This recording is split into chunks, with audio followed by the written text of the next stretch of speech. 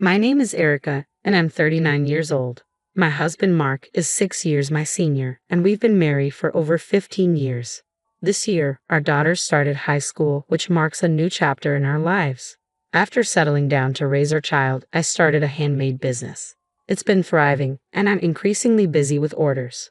While things seem to be going well professionally, my married life has been a different story. Mark and I met at work, where he was my trainer. His maturity and the 6-year age difference initially attracted me. We started dating, and not long after, I discovered I was pregnant. The unexpected news led us to marry quickly. Due to severe morning sickness and Mark's request, I resigned from my job and became a housewife. As soon as I left work, I was expected to handle chores at my mother-in-law's house, which was just a 5-minute walk from ours. Despite my struggles with morning sickness, I was pressured to help out, as my mother-in-law insisted it was my duty as a wife. My husband and mother-in-law frequently reminded me that, as a wife, I was obligated to handle household tasks and follow my mother-in-law's directives. This constant pressure made me start believing that I had no choice but to comply. Living with a growing child and having quit my job made it hard for me to rely on my own parents for support. Divorce was never a consideration at the time. Fortunately, Mark was kind to our daughter, Nancy, and I managed to endure the situation.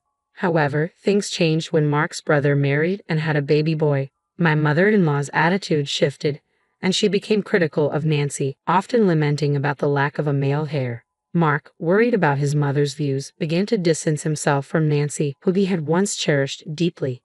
Mark's family is not involved in business and lives off their vegetable garden and a large backyard.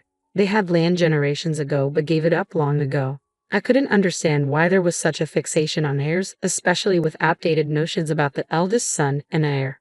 To protect Nancy from hearing these hurtful words, I tried to limit our visits to Mark's parents. During my pregnancy, they called frequently, but after Nancy was born, I often refused their visits. I wanted to focus on my daughter and distance myself from my in-laws' selfish expectations. When I finally reached the end of my patience, I made a decisive change. As soon as my daughter turned 2, I returned to work, despite my husband and mother-in-law's displeasure. Anticipating their resistance, I kept my decision to myself until I had secured a job and enrolled my daughter in daycare. During this time, a friend suggested I try making handmade goods, and what started as a hobby quickly evolved into a passion. I began creating and selling my work, and it gained momentum after a friend admired a piece and wanted to purchase it. Her praise encouraged me, and soon her friends followed suit, spreading the word about my creations. As demand increased, I decided to sell my items online. The orders kept pouring in, and what began as a side job soon became my full-time career as a professional artist. Despite my success, I continued to distance myself from my in-laws. Visits during holidays like Thanksgiving and Christmas were inevitable, though. As my daughter grew older, my mother-in-law began to impose household chores on her, insisting, "She's a girl. It's expected." It was infuriating, but my daughter's calm demeanor helped me keep my composure. Although these visits were infrequent, they were painful to endure. I felt heartbroken watching my daughter quietly do her chores, feeling pity and sadness as I witnessed her comply with my mother-in-law's demands. Meanwhile, my husband enjoyed his time socializing with relatives and siblings, seemingly unaffected by the discomfort I felt. I felt even more miserable as I walked into the house. "Hi there, you must be hungry. I'll make dinner soon," I greeted my daughter when she came home from school. But she seemed different. Her usual cheerfulness was replaced with a sullen expression. She called out to me, but her eyes were distant and troubled. Concerned, I rushed over. "What's wrong? Did something happen at school?" I asked, but she only shook her head silently. My daughter had always been calm, never shedding a tear since starting middle school. I waited patiently, hoping she would open up. Finally, she spoke, her voice trembling. "Dad? What about him?" I prompted, sensing something was deeply troubling her. Her eyes filled with tears. "He was hugging a woman," she said, a tear escaping down her cheek. More followed, and soon her face was streaked with tears. Over time, my husband and I had grown distant, though we remained united for our daughter's sake. Despite our strained relationship, I had hoped he would stay faithful, and I accepted his lack of involvement in housework and childcare. I never blamed him for that. I was determined to avoid raising our daughter in a single-parent household, so I convinced myself that our situation was tolerable. We might not smile together, but as a family of 3, we could still find moments of laughter. Now, though, my husband's betrayal was clear. My daughter's tears were a painful reminder of the love and trust that had been eroded, and I felt a deep sadness in seeing her cry about something so heart-wrenching. I felt my eyes burn with anger as I looked at my daughter. "Mom, I'm sorry," she said, her voice barely a whisper. "Why are you apologizing, Nancy?" I asked, though I could see the pain in her eyes. She remained silent, her gaze fixed on the floor. Seeing her distress only deepened my own. I felt like I was failing her as a mother. "I'm sorry, Nancy. I'm just such a weak mother. If I hadn't seen it." "No, Nancy, you didn't do anything wrong," I reassured her, though my heart was heavy. Her uniform was damp with tears, and her face was trembling as she clenched her fists. My own tears, which I had tried so hard to hold back, began to fall. "I can't forgive him," I said softly, my resolve strengthening. "Honey, can we talk for a minute?" I asked my husband when he came home. "I'm tired," he replied curtly, barely glancing at me. His cold tone would usually have silenced me, but today was different. "I have something important to tell you," I said, struggling to stay calm. He clicked his tongue in annoyance and sat down across from me at the dining table. "What's it about? What have you been up to today?" "Of course, I was working," I answered, though his dismissive attitude only fueled my frustration. Without warning, he slammed his hand on the table, yelling, "What are you asking me?" I took a deep breath and continued, "I saw you hugging a woman." I didn't mention that Nancy had seen it too. My husband's reaction was immediate and harsh. "So what?" he snapped, looking at me with a scowl. "What about it?" "Are you cheating on me?" I asked, my voice trembling. He laughed derisively. "What else could it be?" His mockery left me speechless, my mind reeling from his offensive demeanor. As he noticed my reaction, he looked at me with an expression that mixed disdain and curiosity. "What's wrong with that?" he asked, his tone dripping with contempt. "What do you have to complain about?" "It's an affair," I said, struggling to keep my voice steady. "You don't even care about our relationship." His response was chilling, as if it were all just a matter of fact. "We got married because you were pregnant. We stayed together out of obligation. What more do you want from me?" His words cut deep. "I've been here all this time, supporting you," he continued, his laughter bitter and victorious. When he noticed the divorce papers I had prepared, he grabbed them from me. "Divorce papers? What's this? You thought showing me these would make me listen? Nonsense. If you want it so badly, I'll sign them for you," he said with a sneer. He filled out the papers with exaggerated motions and threw them at me. "How can you even think of divorcing me? I've been taking care of you while you're not even working. You quit your job just because you had a baby. You're nothing." His harsh words echoed in my mind as I looked at the divorce papers on the floor. "You should be grateful I'm not the one asking for the divorce," he continued. "If you don't want it, don't say anything." With that, he took out his phone and began dialing. His sweet, false voice made it clear he was calling his girlfriend. I knew I couldn't confront him about it, so I stayed silent. About a month later, it was time for our annual Christmas visit to my in-laws. My husband was eager to go, bustling around to get ready. "Hey," I said, trying to catch his attention. "I need to talk to you." "Not now. We're running late," he replied dismissively. "You can talk to me at my parents' house." He hurriedly bundled me and our daughter into the car, his excitement palpable. As usual, he was the only one chatting cheerfully, while I felt the weight of our unresolved issues and his lack of respect.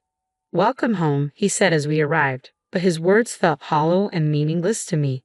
When we arrived, my mother-in-law greeted us with a forced smile and ushered us into the living room. We exchanged pleasantries with the relatives who had arrived before us. "Oh my God, it's so nice to see you after such a long time," my mother-in-law said with exaggerated cheerfulness. Her emphasis on long time hinted at her displeasure over my recent absence. I knew she resented that I hadn't been visiting as often. "As my daughter-in-law, you need to help with the chores," she always said whenever I came over, though she never asked the same of my brother-in-law's wife. But then again, they lived far away and rarely visited. My mother-in-law directed me to the kitchen. I didn't mind helping at first, but when she also urged my daughter, Nancy, to join, I felt a pang of frustration. "No, I began, but my mother-in-law cut me off. "She's a girl, she should be able to do this," she said, her tone dismissive. At that moment, something inside me snapped. I turned to my husband, who was preparing drinks. "Honey, we need to talk."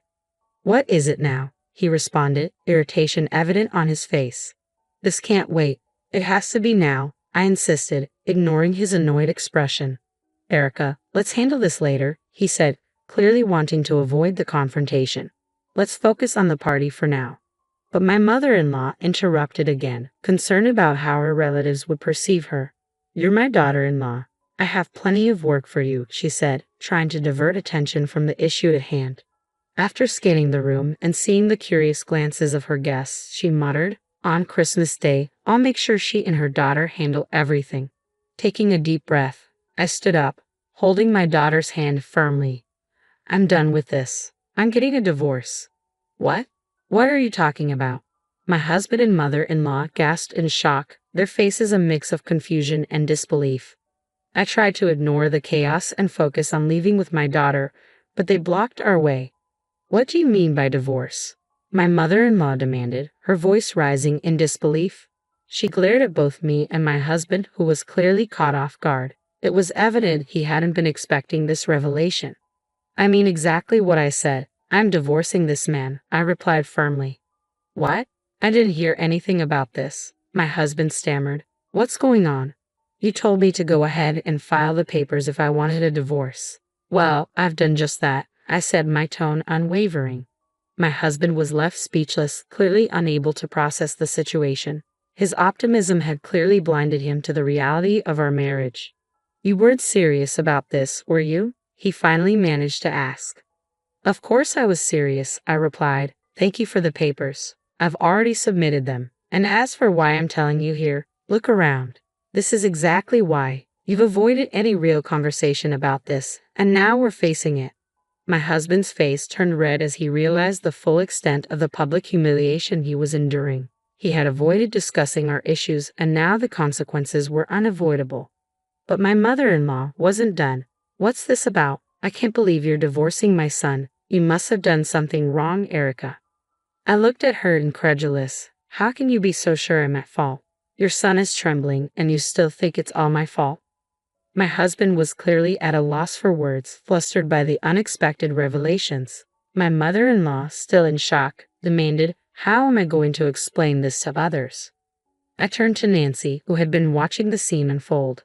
Nancy, why don't you tell them what you saw? Nancy's cold gaze cut through the tension as she spoke. Even though Dad is cheating on Mom. What? My mother-in-law froze, unable to process the new information. My husband, stunned, could only look at Nancy in disbelief. Why? Nancy asked, her voice trembling. I saw you hugging another woman. What? My husband stammered, clearly caught off guard. It's okay, Nancy, I said gently, though I could see the disgust in her eyes. She no longer wanted anything to do with her father, and it broke my heart a little. I wondered if I should have kept her from coming today, even though she'd insisted on it. Are we done here? I asked, ready to leave. This is false accusation, my husband suddenly blurted. You have no proof. I'm not divorcing you. His defiance caught me off guard. How can you say that? You've always claimed you never loved me. Is this about maintaining appearances? You don't have any proof, he shouted, stuttering as he tried to defend himself. I calmly reached into my bag and pulled out several photos, scattering them across the floor. Here's your proof, I said. The photos showed him walking hand in hand with a young woman. The evidence was undeniable, and he could no longer deny his actions in front of his extended family. His face turned red as he scrambled to gather the pictures. Why did you? He began, but his voice trailed off. I think you've gone too far, I replied. I never condoned cheating. I had hired a private detective to investigate my husband's behavior. The detective not only followed him but also recorded his conversations with the woman who had spoken freely about my husband's behavior and even made derogatory remarks about me. How did you know that? My husband asked, his face paling. The relatives surrounding us looked on in shock, and my mother-in-law's face was one of disbelief. Mary, I'm not your son anymore, my husband said. Even if I was married to your son, I had no obligation to take care of this house, I said firmly. I'm done. From now on, please contact my lawyer. With that, Nancy and I left. I had already filed for divorce and was pursuing alimony. Although my ex-husband initially resisted, the hard evidence I presented made him concede. I also filed a claim against the woman he was involved with, and she agreed to compensate me. The scandal spread among their relatives and neighbors, causing them considerable embarrassment. My daughter and I embarked on a new chapter, free from the ties that once bound us. As a handmade artist, my business thrived with an influx of online orders. My daughter informed me that our story had even made its way onto social media. I'm finally free from the constraints of my past. Despite the hardships, I now have the opportunity to do what I want, take care of my daughter, and fully enjoy my life.